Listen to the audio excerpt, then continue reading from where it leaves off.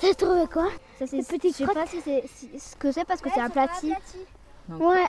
Ouais, c'est pas Ils ont marché dedans.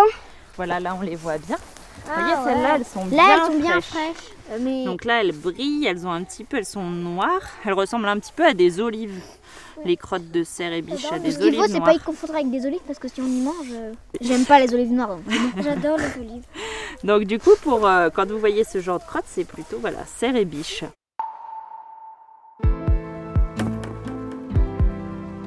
Connaître la nature ne s'invente pas, et les élèves de la classe de CM1, CM2 de l'école de Braman l'ont bien compris. Accompagnés par Isabelle, leur institutrice, et par Ingrid Chapelle, technicienne animation et éducation à l'environnement du Parc national de la Vanoise, ils ont créé leur aire terrestre éducative qui s'inscrit dans le programme scolaire de l'année.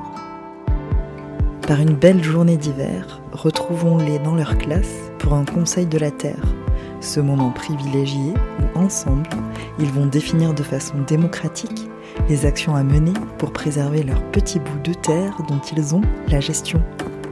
Puis, accompagnons-les à la découverte de cette zone qu'ils ont choisi de découvrir et de protéger. On est dans le village de Braman, on est entouré de montagnes, on a un super paysage, on est dans ma classe. Isabelle Pernet-Munier, je suis la directrice de l'école de Braman et j'ai la classe des CM1, CM2. Alors, aujourd'hui, nous allons faire le deuxième Conseil de la Terre de l'année. Conseil de la Terre, c'est une petite réunion. On en a fait 3 l'année dernière. Donc cette année, on va dire qu'il va y en avoir 3 ou 4. Je pense qu'il y en aura 4. Cette année, comment on va s'y prendre pour mieux connaître les animaux qui vivent ou qui traversent, parce qu'ils ne restent pas tous, sur l'aire terrestre éducative. Une aire terrestre éducative, c'est quand on essaye d'être plus dans la nature, on essaye de protéger la nature, de découvrir avec ceux de la Vanoise. Apprendre les traces d'animaux, les animaux Et on s'amuse beaucoup. Qui veut être secrétaire pour le point sur la correspondance? On part là-dessus. On va se laisser peut-être un quart d'heure. Un quart d'heure, c'est bien, oui. 1 mètre du temps. 1 mètre du temps. Alors, Gabin, mètre du temps. Je vais te donner le petit timer.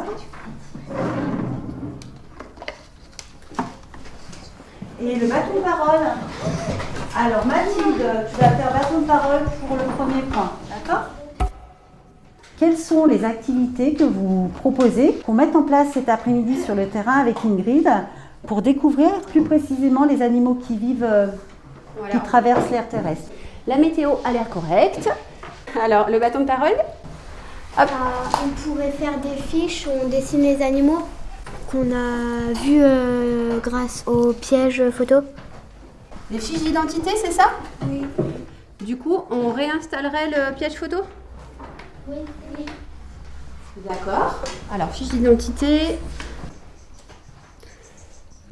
Là, c'est un moment où on laisse parler les enfants, en fait. Aussi, quand il y a si jamais il y a de la neige là-haut, on pourra regarder s'il y a les traces des animaux. Ouais. Alors, on regarde les traces et les empreintes, c'est ça? Je suis pas montée. Il y a quelqu'un qui est monté là ce week-end à la Croix? Mercredi dernier, il y avait de la neige et avec Mathias, on a fait une bataille. D'accord. Bah, on pourra peut-être voir des empreintes, effectivement.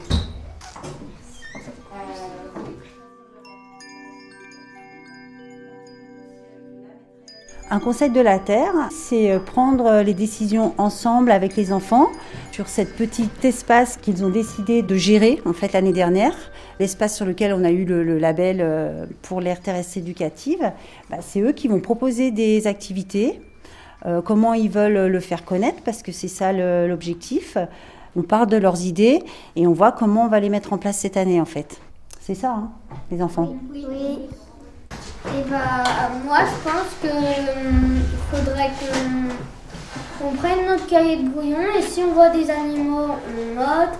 Si on voit des oiseaux qu'on sert, on note. Si on voit des fleurs qui sont pas encore cachées, on note. Du coup, ce serait de faire un inventaire de tout ce qu'on peut voir, de toute la biodiversité, toutes les espèces. Je note. De toute façon. Qui est le bâton de parole? Anita.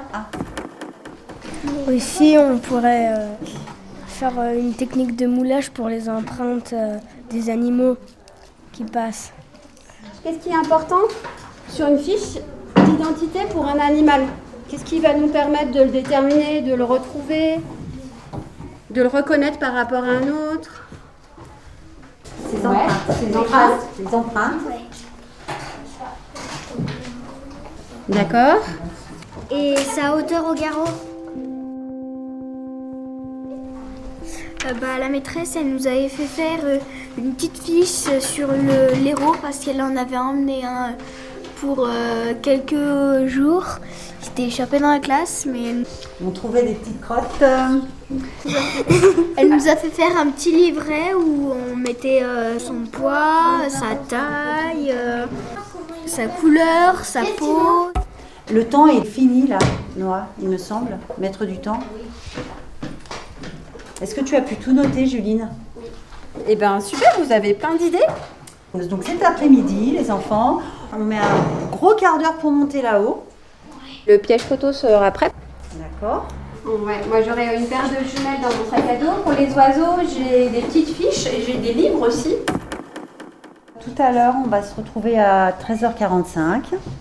On partira tout de suite sur l'aire terrestre éducative. Et puis, on ira faire quelques-unes des activités que vous avez proposées pour essayer de découvrir un maximum d'animaux sur cet espace-là. D'accord ? Les élèves avaient pas mal d'idées ce matin. Donc, on va essayer d'amener le plus de matériel possible pour coller avec leur choix. Alors, du coup, le piège photo. Ok, ça c'est tout bon. On a les piles. Ça c'est bon. Ça c'est bon, parfait. Donc le panneau qui va avec le piège photo.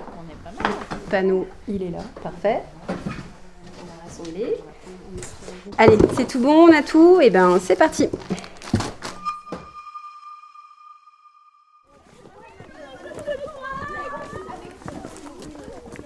Alors là, on est en train de traverser le vieux village de Bramant en direction de la Croix du Mollard. On a 400 mètres à faire en petite montée comme ça, tout doucement, pour arriver au site choisi par les enfants.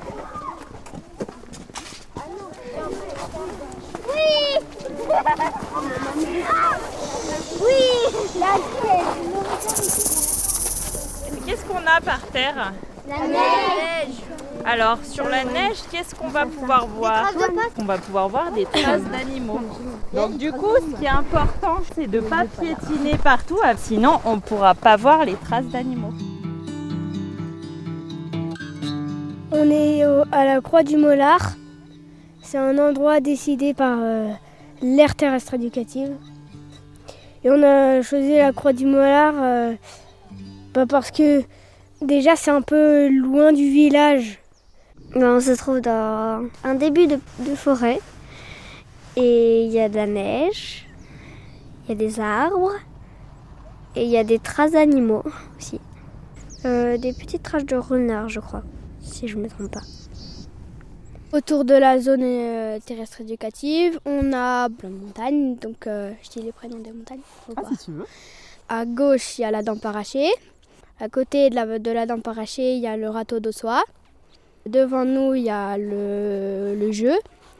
Je suis attachée à ce lieu parce que déjà je suis née ici, donc je suis ici depuis que je suis toute petite. Parce que j'aime la nature, donc du coup voilà. Quand je suis ici, je sens que je suis plus sereine que par exemple que quand je suis je sais pas moi, à la ville. Tous les bruits, genre les chants des oiseaux ou les trucs comme ça, ça m'apaise, on va dire.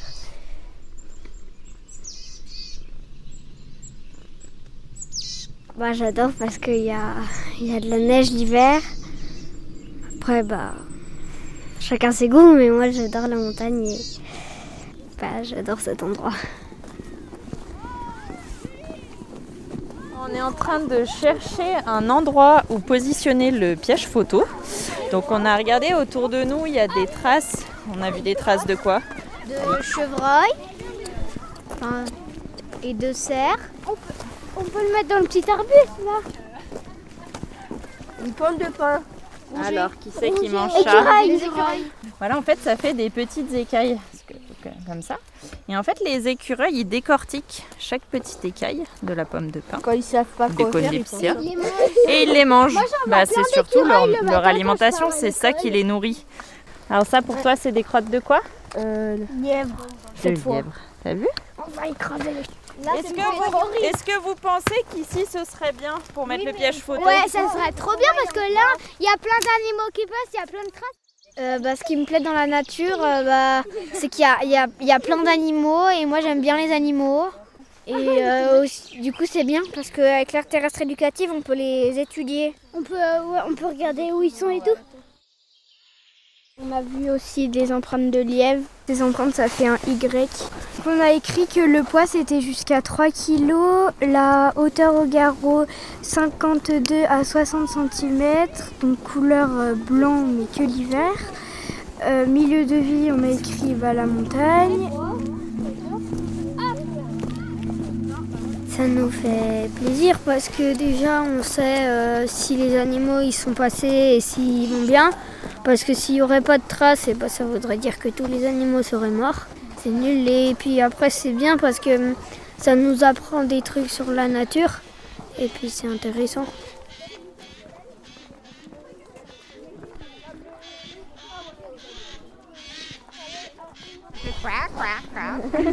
Alors à votre avis? Moi, c'est un oiseau grenouille. C'est un jet. Oui. Cette aire terrestre éducative, c'est vraiment un projet qui me tient à cœur. C'est une zone à l'extérieur, assez proche de l'école pour que les enfants puissent s'y rendre régulièrement et pouvoir mettre en place des actions et avoir des projets différents. On est dehors forcément. Et c'est un dispositif qui a été créé par l'Office français de la biodiversité, où il y a beaucoup de partage avec les enfants, mais aussi avec l'enseignante, et puis ça va être aussi avec la commune. Il y a plein de liens en fait, qui se créent, une certaine dynamique.